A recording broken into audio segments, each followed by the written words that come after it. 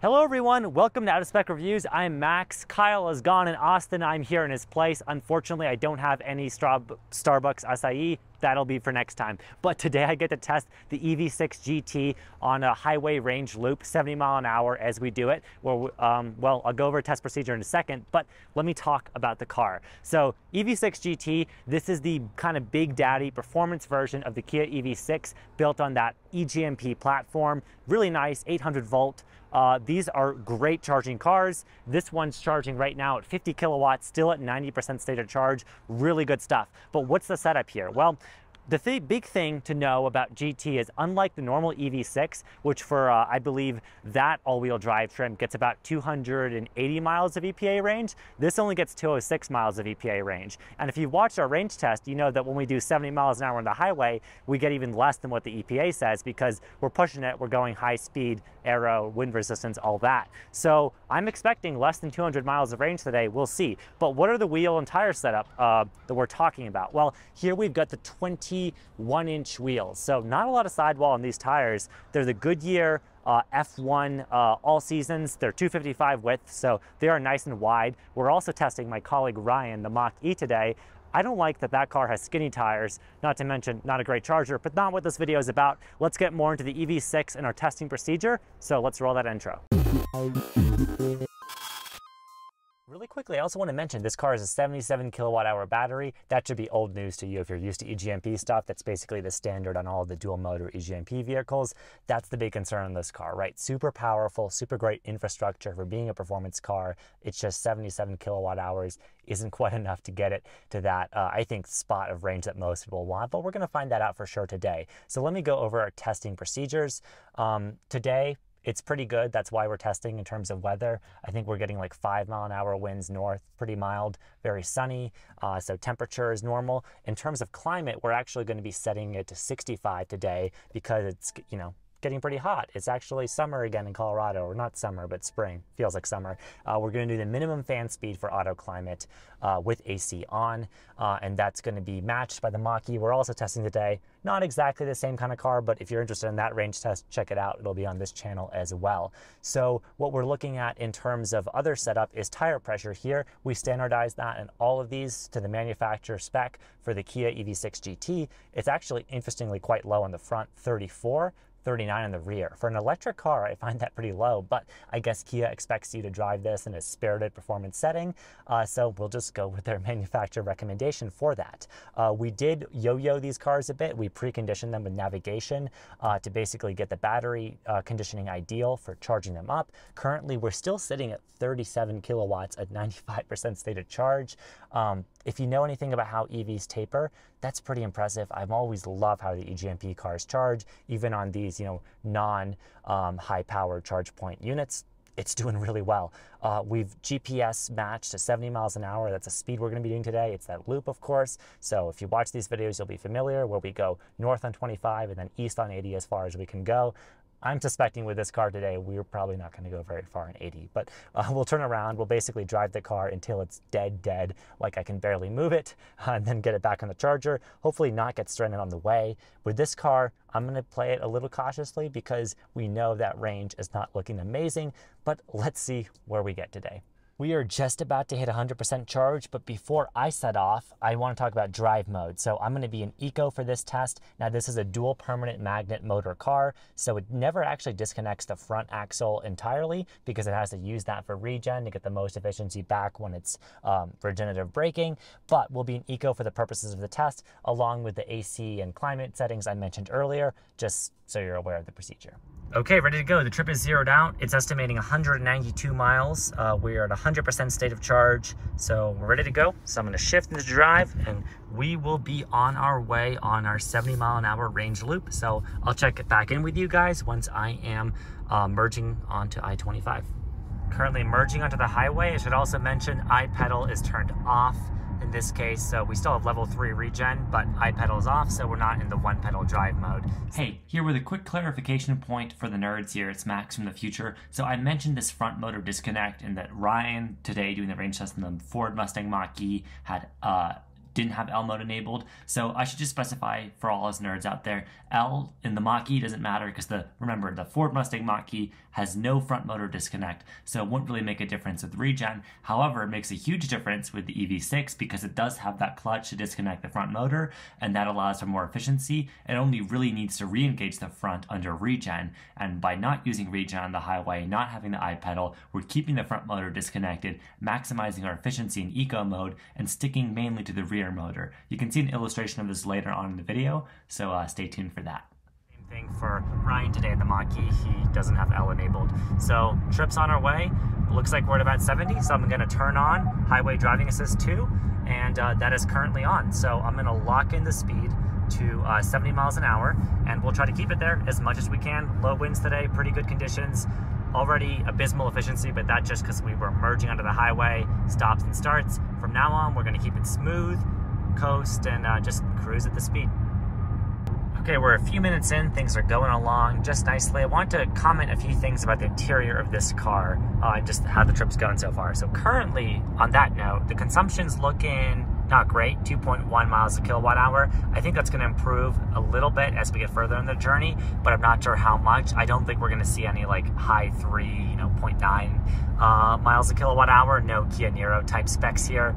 This car just, powerful motors. It's not an efficiency beast. However, in terms of ride comfort, it's actually better than I expected because, this being the GT, not the GT line, this is the performance end. You'd think very stiff suspension is going to beat you up. I-25 is not the smoothest road. It's got these harmonics. It's, pretty, it's not smooth. It's a rough surface. It's doing well. I really do like Highway Drive Assist 2, this version with the lane changes, which is really cool. Hopefully we won't need to make too much use of those, but in terms of the overall setup, it's quite nice. I like that you have the ability to separate the lane centering and adaptive cruise control if you want. I'm using everything right now, and it's doing a great job, keeping a little hand on the steering wheel with some pressure.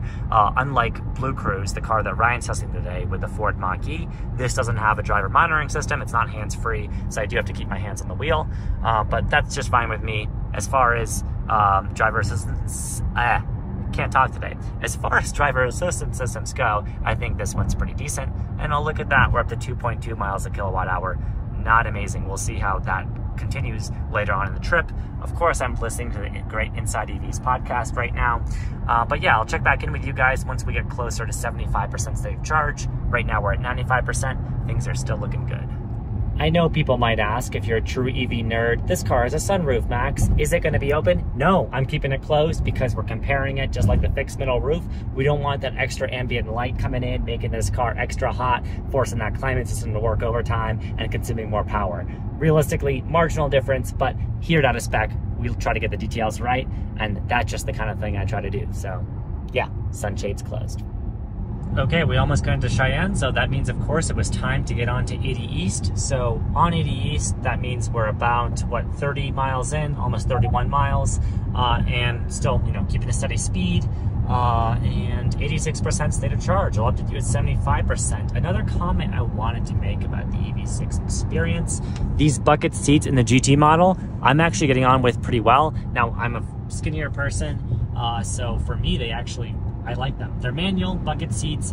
I'm not sure I understand the point of manual seats. I get it, right? Racy, lightweight, but this is a 6,000 pound EV almost, so I'm not entirely sure why it needs it, but it does have those sporty bucket seats, and at least for my body type, they're pretty comfortable, even in more of this road trip setting at about, 40 minutes in, or even half an hour in so far. The efficiency has crept up, 2.6 miles a kilowatt hour. I don't expect it to go much higher, so that's not amazing. That would indicate that we probably will get about 170 to 180 miles of range at this highway speed, but we'll check in on that later in the test. Still cruising east on 80. Something interesting I wanted to mention, in eco mode, this car does actually have a front clutch disconnect. So you can see right now with power distribution, it's sending a little bit of power to the rear motors, of course, to keep us at 70 miles an hour. Front isn't really being used. It will re-engage it when it needs it for regenerative braking, which I think is a really good setup. In terms of suspension, also, this car is the GT, so it's got that adaptive suspension. It's a multi-link setup in the back. It's a very sporty setup, but I do think, honestly, in this highway setting in eco mode, it still holds its own. Checking in with you, 75% state of charge. We've gone 60 miles, almost an hour into the trip. Efficiency has crept up to 2.9 miles a kilowatt hour. We're doing well. The guessometer has us at about 143 miles. I'm trying to merge back because I was just passing a slow-moving truck. So I'll show you an HDA merge in action here. Pretty well executed, very smooth. And then just, you know, likes to leave the turn signal on. Takes a while to auto cancel, but we're doing pretty well so far for what we expected. So if the guessometer is right, 200 miles of range, which would be actually fairly close to the EPA figure, impressive for highway speeds. One other thing I wanted to mention during this trip, the seats I'm actually noticing are getting a little bit uncomfortable, especially towards the top with these bolsters. Just with my shoulders, it's kind of squishing me a little bit. I'm fine with the bottom half of the seat, but the top half of the seat, while I'm sure it'd be great on, you know, track, is starting to wear a little bit an hour into the trip. I'll let you know how that continues to go. But I'll also let you know once we're at 50% state of charge or when we turn around. So that'll be hopefully a little bit above 50%. I'll figure out which exit I'm going to turn around at now. But yeah, I'll tune in with you then. Okay, we're 100 miles in, 60% state of charge, doing well. I think we're approaching our turnaround point because we're going to turn around at this town called Dix, spelled D-I-X. That's because the next one isn't for another 10 miles, and past that I think we're pushing our luck. As is, it's about 106 miles back, so that should give us a little bit of a buffer to get back to Wellington. We might end up doing a small loop on Frontage Road to really get this car down to empty. But there you can see it, there's the sign for Dix. The spelling I didn't make up, D-I-X. So yep, we're at exit 29, County Road 59. We are gonna turn around and head back the other way out of Nebraska, back into Wyoming, and then back down to Colorado. Heading back west, we're accelerating back to a gradual 70 miles an hour. Now, as much performance credibility as the GT has, I still want to follow safe traffic laws and not go 70 miles an hour on these turns, limit handling. That's not today's test. Today is just a highway range test, and looks like we're just at about 70 miles an hour. Really clean merge there, back into 70 miles an hour, and I'm going to merge left. And man, I love that Kia and Hyundai do these cameras with the turn signals. I think it's one of the best features in the auto industry. Lucid also does it on their very expensive Air sedan. But yeah, we're back, merged, all set, lane centered, and on our way back. Alright, sorry not to provide you with an exact 50% update. We're currently at 44%, still on our way back on 80, heading back west towards Cheyenne. Then, of course, we'll head back south to Wellington. 128 miles so far, 81 miles to go, so we might have 4 miles of buffer when we get to that charger. We might have to go on Frontage Road, we'll see. But we're currently, yeah, those are stats. Efficiency has gone up a little bit, 2.9 miles a kilowatt hour. It was at 3 actually before, but we went up a little bit of a hill after we turned around to Dix. So I'll update you again once we're around 25%. By that point, we should be back onto I-25. Okay, we're at 25% state of charge. Efficiency's dropped just slightly at 2.8 miles a kilowatt hour for the trip. Of course, we do have a little bit of a downgrade, I believe, to Wellington from the point where we turned basically onto south on 25. So we're not quite there yet, but I'm hoping that efficiency increases because we have 44 miles of range on the guessometer, and according to my maps, about 46 miles to Wellington. So of course I can always optimize, slow down the speed if I need to. We're gonna get this car down basically as low as I can get it once it starts losing power. So this might work out really well. It might not even end up spending any time on Frontage Road, but we'll see. Hopefully we make it there at full speed, full range, and we're able to go further. But right now it's looking like we're gonna get just a little bit over 200 miles of range with 25% state of charge on the vehicle. So decent, but man, that is certainly less efficient than the normal EV6, that more powerful motor, I guess, being the key suspect.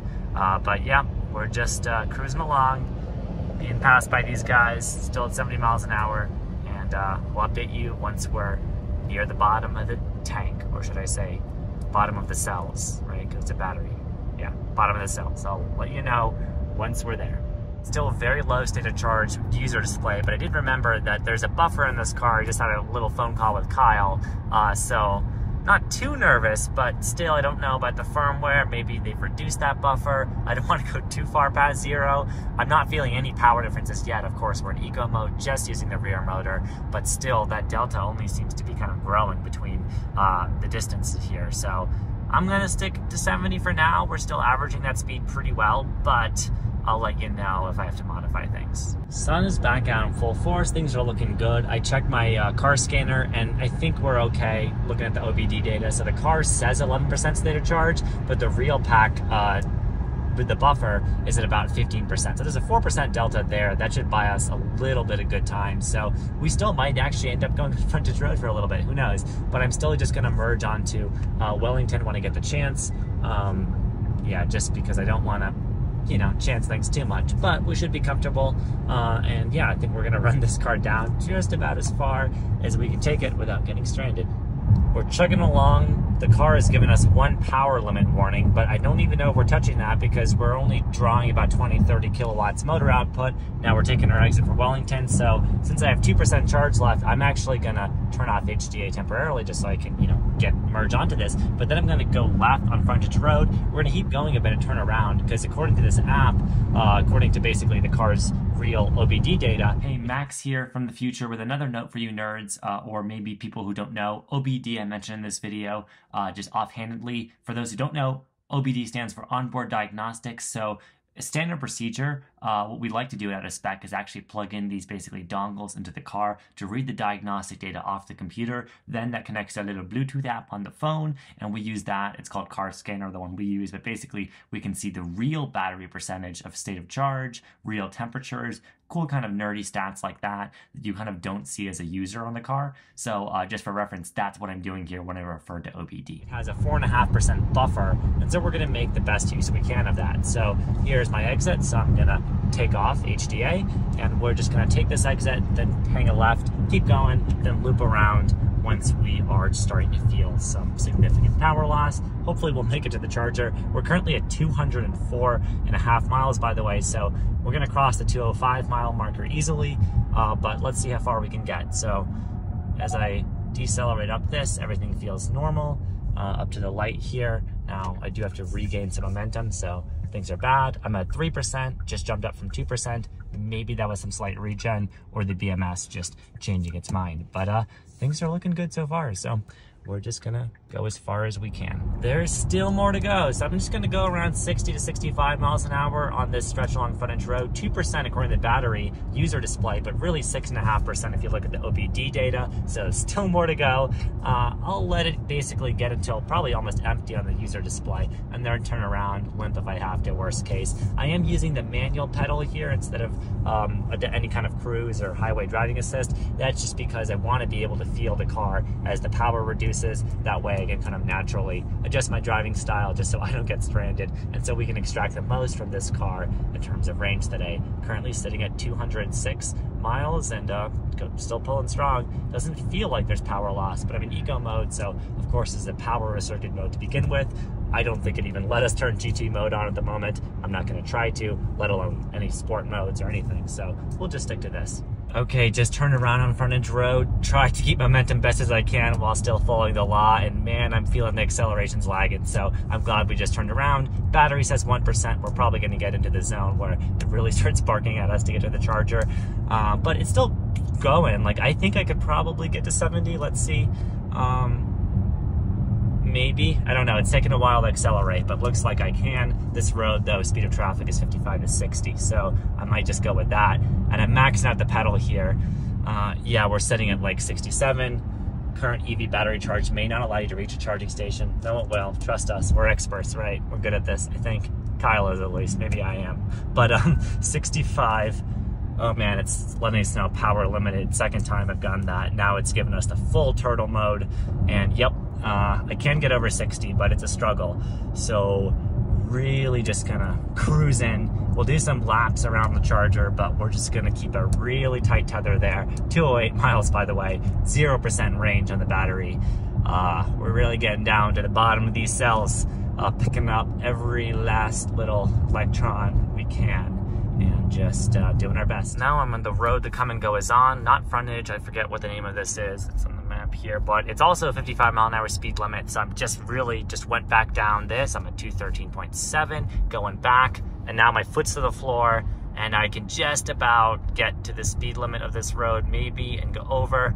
But yeah, acceleration is limited. Man, though, I'm surprised how far that reserve goes, because I dropped to 0% battery, basically I think 205 miles. So going like 9 miles over that and then still got some to go. I think we're currently sitting at 2% real BMS battery pack percentage, so that's not bad. But yeah, I'm just gonna give the beans as long as I can. Man, driving this car at the bottom of the pack is like playing chicken. These EGMP vehicles, they just go and go. And I've got to say, I honestly agree with Hyundai Motor Group's strategy of giving a decent like 5% buffer past what it tells the user. That's honestly, I think, the perfect amount of time to really give you an SOL buffer to find a charging station if you need it. One more note from Editor Max: in the future, while I do agree with the strategy of giving a buffer, I don't think you as viewers should depend on it, because you have no idea how your vehicle is going to age, and if you have some degradation, that could eat into the battery buffer, and I don't want that to leave you stranded. So please keep that in mind, or on the side of caution. Also in this test, as I get towards the bottom end of the pack, I am doing some hard acceleration, which I really shouldn't be doing. I'm just trying to see how much power the car has left, but this is really bad for the battery. It's really bad for many systems. If you do it, try to spike some regen back, let the one pedal do its thing, just regen, spike the voltage back in the cells, but don't do what I did in this test, just a PSA. I really don't think they should expose more of it. It doesn't seem like they're leaving that much reserve, but 5% is a good range. I think like 10% or something, like some earlier EVs were doing from Volvo, I believe. Like, that's too much. You're leaving it on the table. They open that up later in software updates, but this is a good amount. You start giving people more than this, I think you're going to end up with a lot of people stranded, because right now, full beans, I could just get over 20 miles an hour, and I could keep doing loops all day and the come and go, but I don't want to make myself dizzy or freak out these people. And at this point, I think we've established where we're at. So 0.5% in the according to this car scanner app for the real battery state of charge. So I think that's just about good.